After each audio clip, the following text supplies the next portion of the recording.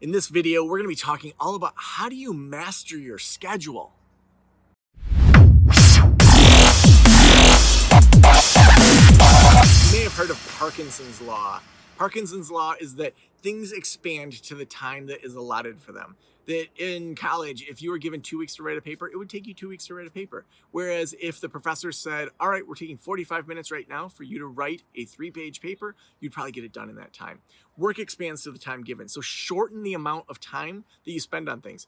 I personally use a timer probably 5 or 6 times a day where I dive into a task, I have a timer going, and when it goes off, I'm done.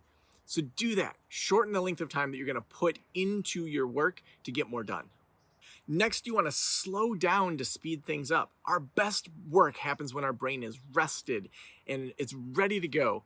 Instead of feeling stressed out and maxed out, don't work so hard during the week that the weekend is just recovery. You want to have the weekend be a chance to feel alive and a chance to go after big things and do your hobbies and spend time with friends or loved ones. That's what you want the weekend to be. Maybe even take Fridays off. Have that time to genuinely slow down so that when it's time to work, you can speed up so fast.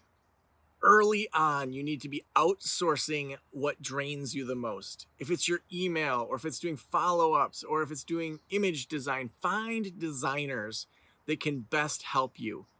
When you outsource things, you're doing your best work. So find those things that you come alive with, outsource everything else, and then you're going to be doing your best work. Make sure you put things in your calendar that you can repeat. So if you know you're working on a podcast every week, put that in your calendar.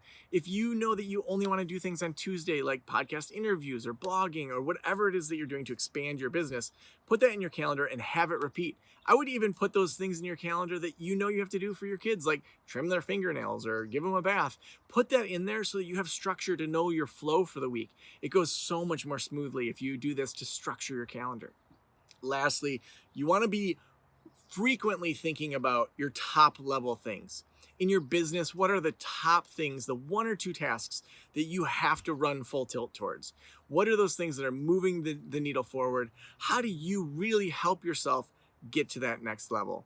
If you need extra help, we have an amazing podcast called the Practice Podcast, and you can subscribe to that on any of the podcast players that you love. Thanks so much for hanging out with me. Have an awesome day.